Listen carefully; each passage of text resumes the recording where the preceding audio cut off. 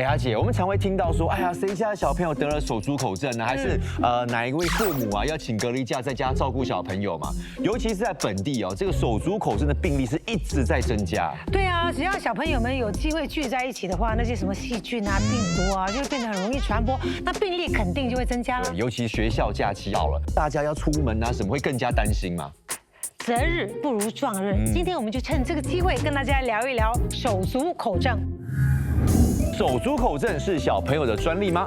手足口症很可怕吗？教你几招防病毒传染。那得病后乖乖待在家里就安全了吗？中西医又有哪些看法呢？全都在这一集的医疗大小事，一起长知识。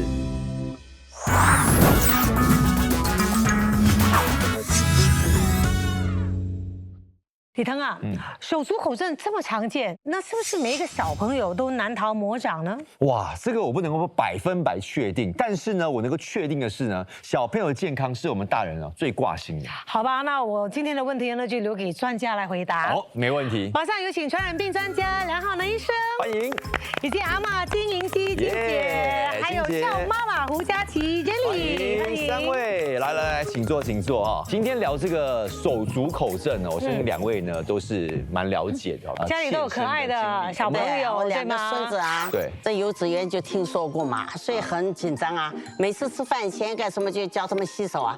可是有时候东西一掉，他捡得很快就吃掉，哇，吓死我了。不是肮脏吃肮脏大吗？不要太担心。哇，这样随便哦。我们的年代，我们的年代随便吃这样。其实我像晴姐讲的一样，就是肮脏吃肮脏大。那如果你听到学校有小朋友手足口症，你会让小孩子去上学吗？最后还是让他去学校，因为我觉得他一旦得了，那个抗体就来了嘛，我就不用再操心了。那一开始想问一下医生哦，这个手足口症是不是字面上那个意思，就是嘴巴、手脚有疱疹，所以叫手足口症？其实不应该问我啊，应该问问他们。哦，问这3位啊，对了，这里有一些迷思让你试试看。啊，直接来迷思了，好不好？真或者是假 ？OK。迷思1哦，请问手足口症指的是手、足和口一定会受到感染，真还是假？好，真假，哎，为什么假？来问一下。它主要是在手足口，但是它可能也在别的部位。对，好，来到Jenny。我觉得就是顾名思义嘛，但虽然那个病是跟着这个，对啊，手足口是最重要的啦。那它还会传染别的地方的话，那不是更糟糕？对，那不是要更小心一点？那名字就要换了，对不对？啊，好，来，我们问一下医生，请问答案是真还是假呢？其实钟情的解释呢是最适合的、最好的。OK， 是假。我先解释一下，如果只有手跟足，可能是手足口症吗？当然可以。那如果说疱疹长在别的部位，比如说像什么膝盖、臀部的话，也算手足口症吗？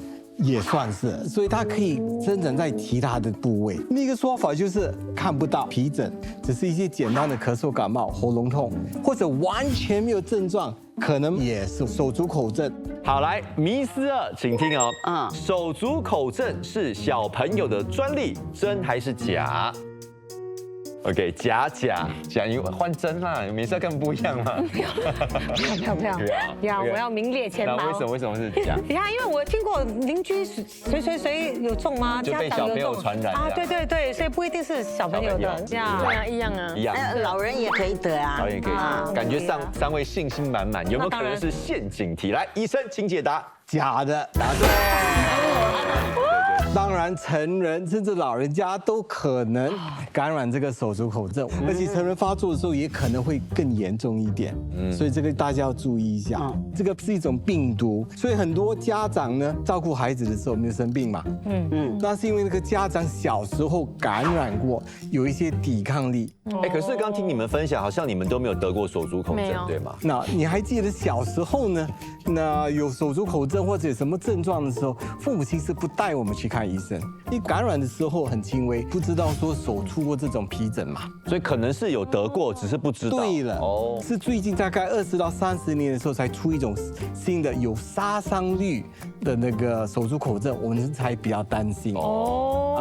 现在有2型的，一个叫做 A16，一个是 EV71，它们的杀伤力比较高一点，甚至可能影响到小孩致命。所以其实手足口症影响到脑膜炎的机会是最高的一个病毒啊。好，现在第3个迷思哈，手足口症发生的原因是由脏乱的环境引起的，真还是假？这个是送分的，那就是真啊。OK， 假真，你呢？送分啊，这样是哦。OK， 我们先问那个杰利是唯一讲假的。我觉得有很多因素吧，不只是肮脏而已。那金姐，你觉得是肮脏环境？为什么？本来是肮脏环境开始啦，可是现在年纪大了，心里想啊，也许是体内的抵抗力不够。已经讲真了，改不了了，我们就确定按着不可以改。OK， 我要解释一下我的这个肮脏啊，不是指说好像桌子没有抹啦，还是有垃圾那个肮脏。你是什么？我的肮脏指的是有很多病毒的，或者很多生病的人哈，在旁边，在周围。比如说我这一个课室里面全部都是手足口症啊，这个叫做肮脏的环境。OK， 来，医生，答案是真还是假？假的。OK， 传播方式主要是接触。OK， 好像刚才我跟金姐呢，有一个 high five 过去的时候，如果它病毒在手上，接触到我手上，我就可能感染。另一个方法就是我们坐得太靠近了，我讲话太大声，尤其是中情，一讲话大声的时候，口沫横飞啊，口沫横飞，谁都会中奖。我想问一下，你说他跟他击掌会感染，是说他透过皮肤进去到身体吗？因为这个病毒呢，只要接触到皮肤就可能感染了。皮肤了，不是说你还要摸脸不用的嘞。如果桌上很肮脏，但是没有病毒的话，你是不可能感染到那个手足口症。它就是肮脏而已。对，好，那现在迷思4，得手足口症呢，是因为免疫力低，真还是假？这问题很难嘞，你免疫力低，你什么病都可以得了吗？那你就讲真哦。真啊。OK， 真。OK， 好，来，假为什么呢？因为也可能你不是免疫力低，可是你碰到，可是你以后会有嘛？好，请问是真还是假？假的。哇，这是聪明的嘞，乱猜的。他解释的不错。第一，你要感染到手足口症，一定要接触到那个病毒。但是如果你没有碰到病毒的话，你是不会感染到病毒。你一定要免疫低，加上要碰到。对。反之的话，如果你是免疫力很强，你接触到这个病毒，是不是就不会得？免疫力强，接触病毒的话，同样病毒会跳在身上。但是那个症状会比较轻微一点，没那么严重。所以重点是你要有接触。对。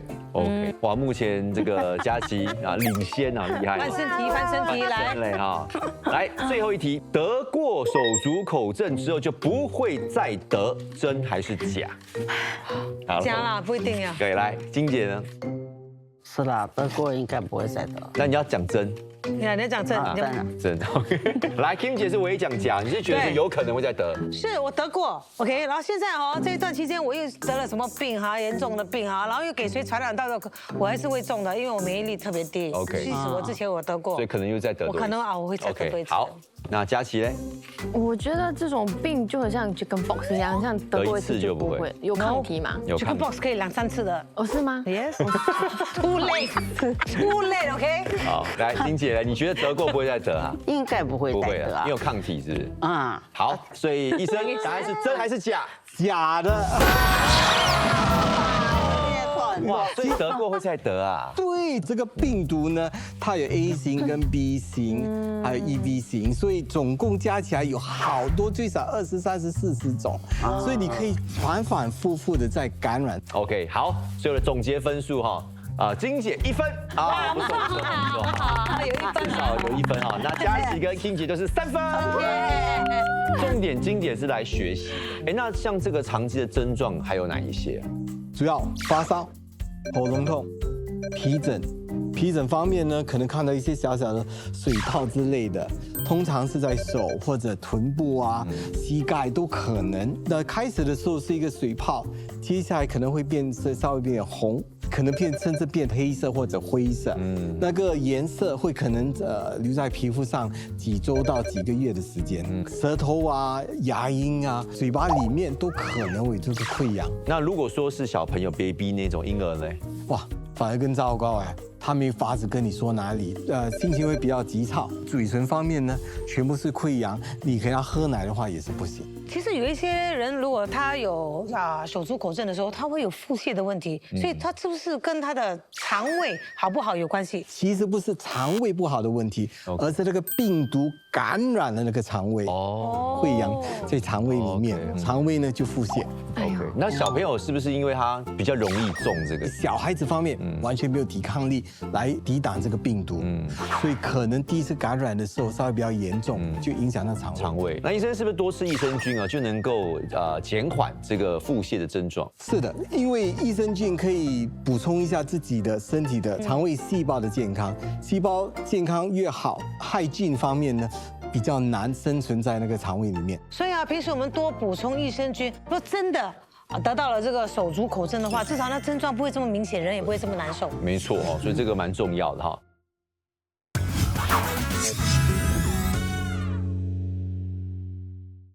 让我们欢迎王贵南医师，好久不见哦。两位主持人好。请问医师对中医来说是怎么理解手足口症的呢？手足口症是一个常见的传染病呢，多数是发生在5岁以下的孩童它有一些症状，比如发热出疹，还有溃疡。出疹出在哪里呢？就出在手脚跟臀部。溃疡主要就是口腔溃疡。中医呢把手足口症呢归为一个叫做浸淫疮跟湿温的一个范畴啦。浸淫疮指的就是湿热成疮，浸润蔓延呐。主要就是说它的皮疹呢就好像细小的水泡，那么会散布在皮肤的表面。那么湿温说的就是它主要发病是跟这个潮湿高温的天气有关。哇，那新加坡就是温床。是的，对不对？对，所以新加坡的这个病例是挺多的。从病因来说呢，主要就是分内因跟外因我们谈谈这个内因哈。内因主要就是有我们说脾虚湿运，很多一些小朋友特别是幼童，有些脾胃的运化功能比较差，造成他的免疫低下，所以很容易受到病毒的这个侵袭。另外一个内因呢，我们叫做邪毒外发，就是湿热困在身体里面，向外呢就发在这个手脚、口腔臀部那么形成皮疹疱疹溃疡等等。那么刚刚讲到说天气外因就是我们叫做外感时邪啦，就是感受到外来的一些致病因素，像天气酷热潮湿，新加坡1年4季如夏，一雨成秋，所以在这个时候这样的天气底下呢，这个病例就会比较多。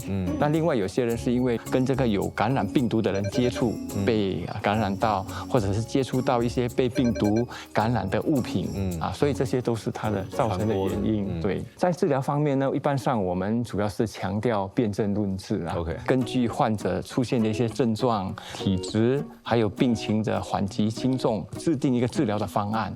那么遣方用药。所以我们举2个常见的一个症型首先第一个就是我们叫做邪犯肺脾。这个时候就是当患者感受到了病毒之后，他会有稍微的咳嗽流鼻涕有些会有轻轻的发热，有些呢可能不发热。然后跟着呢，他们的1、2天就会出现一些口疮口疮破溃了，就溃疡就会疼痛。然后有些人的这个手掌、脚心呢，也会出现一些小疱疹。那么它的分布比较稀疏。在这个阶段呢，中医的一个治疗的思路，我们用一个清热解表、化湿的一个方法。常用的中药金银花、甘草，还有薄荷。当这个病程进一步发展之后呢，就进入另外一个阶段，我们叫做湿热壅盛。这个时候它的这个发热会持续。然后它的这个手脚口四肢还有臀部的这个疱疹呢，它就会分布的比较密，而且有些是一团一团的，我们叫做层簇的出现。那这个时候它的痛痒就会比较激烈咯。有些病人会口干很烦躁不想吃东西，因为口腔溃疡很疼痛的。另外它的小便也会比较黄，大便会比较干硬。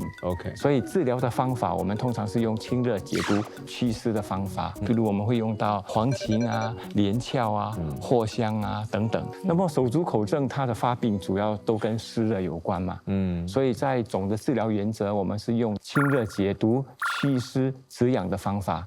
当然同时我们要调理那个患者的脾胃的功能还有消除它他食欲不振啊、腹泻啊、便秘的一个症状。那么小朋友因为通常他们对针有恐惧，对，我们比较少用针灸的方法。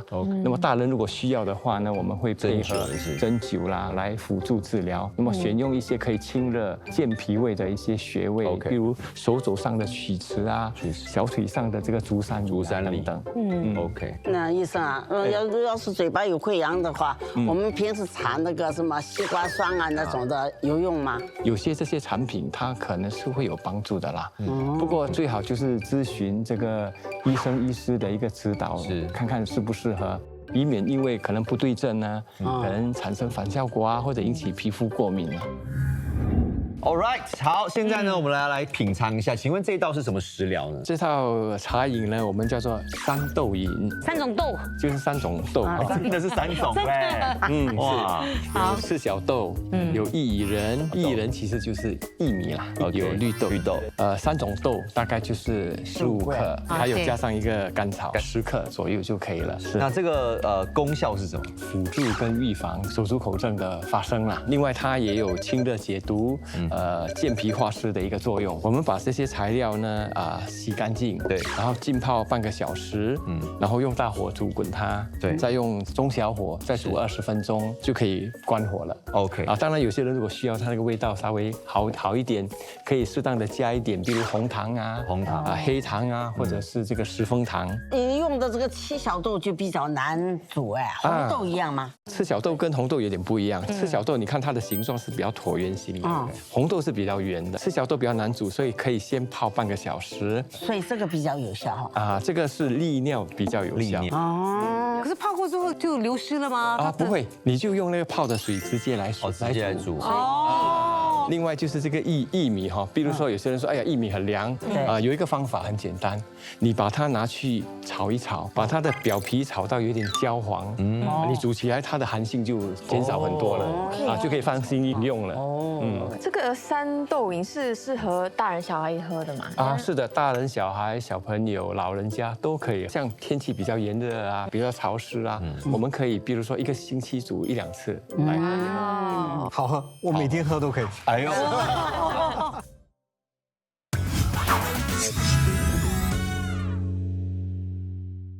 请问梁医生啊，平时我们应该多吃什么来提高我们的免疫力呢？有科学证据是说，你吃足够的维他命 D， 你可以稍微减低一些流感、手足口症这些问题。那我是有听说过吃这个益生菌是能够提升你的免疫力嘛？那是不是比较不容易得到手足口症？肠胃有这个益生菌的话，是多一层保护，但是因人而异啊。所以多一层保护就是多一层安全了，所以当然要吃咯。没错如果说皮肤上的疱疹对吗？它痊愈后会不会有疤？大部分的病人，你感染过后那个皮疹呢会痊愈，但是你尽量不要去抓。如果你抓的话，那个细菌可能趁机感染，从一个病毒感染变成一个细菌皮肤感染，那是更严重。那如果快要好也会结痂，对吗？对，同样的不要去抓，给它自然而然的掉。可是结痂是很痒的。就是咯，就是看了就是很想要把它痒，就是说皮肤在康复之中嘛，它还没有康复完，你就把它拔出来就不好。是疱疹消失以后呢，小孩就一定可以上学嘛？我们通常是喜欢那个病人小孩子呢，皮肤干了。不算是有个水泡在上面，那个嘴巴里面的溃疡康复了，就是看不到，那个情况回去学校比较安全一点。但是在科学方面，如果我们真正的去检查的话，核酸里面还会有说得对。所以小朋友之间呢，有时候玩具放在嘴巴里面，又可能再传播出来。但是你教一个家长说把那个孩子关在家里2周。他是不肯的嘛，所以主要是减低传染力，就是皮肤干了，嘴巴没有溃疡的话，就该回去。OK， 所以不单单在嘴巴里面甚至粪便里面都可能带有病毒。粪便会不会更久啊？那个存活？对，可以好几个月。好几个月哇！哇，那中医方面呢，是如何调理跟预防？有几个方面呢，哈，比如说饮食调理我们当然尽量饮食清淡，避免吃太多辛辣啦、油腻的东西。那么适当的时候需要多喝一点点水啦，观察我们的尿的颜色。如果比较黄，可能水分不够啊，适当的补充。那另外一个就是个人卫生哦，对，需要的时候可能戴口罩。那最重要就是要勤洗手。很多大人他如果是这个病毒的携带者，他自己可能不发病，不过可能会传给小朋友的。对，所以比如说有时候大人从外面回到家里，他要洗手才去照顾小朋友啦。另外就是要养成个人的卫生习惯啦，不要随便把手放在口里面啊，这样子。然后定期的修剪指甲，那不要去抓那个疱疹，以免引起感染。还有另外一个就是染病要隔离，这个是为了避免一些交叉感染。大人小孩如果有了病毒之后，尽可能的不要去上班或者去托儿所啦，可以的话留在家里这样子。那医生还有什么要补充的吗？如果真的是感染的手足口症的话，我会尽量自己隔离。如果你要东西拿出去，尤其是衣服，就是塑胶袋，把衣服放进去，直接把那些衣服浸在水里面。那个病毒是比较怕水，那也可以直接丢洗衣机洗。我鼓励用烧水、热水洗。现在有高温的，要高温的。对，那洗了过后，接下来你要烘干或者晒干，不要晾干。OK， 这样的话有杀菌跟杀病毒的功能。受感染者比那个感染者更厉害啦。是这样讲吗？这个其实有一个解释，在家里一个小孩子带一个病回来，第一个感染的通常是没那么严重。但是接下来的可能弟弟啊或者妹妹接触到哥哥的时候呢，他病情会更严重。主要的是因为呢，你在外面接触一下只是传染一次，在家里的时候，弟妹呢跟哥哥在一起接触好多次，就传染好多的病毒。所以也是看你接触的时间，接触的病毒分量，越多过去的话，那个严重性会更高。所以有可能被传染的会比那个传染者更严重啊。对，好，所以呢，在这里还是希望大家可以健健康康的哦，因为小朋友健康呢，大人们才可以放心。那大人健康，小朋友才可以无忧的成长。这个很重要，希望大家透过我们今天的节目呢，更了解手足口症，不会再手足无措啦。是。与此同时，我们要感谢梁医生，谢谢，谢谢，还有金姐、Julie，谢谢你们，谢谢你们。好，医疗大小事，一起长知识，下次见哦，拜拜。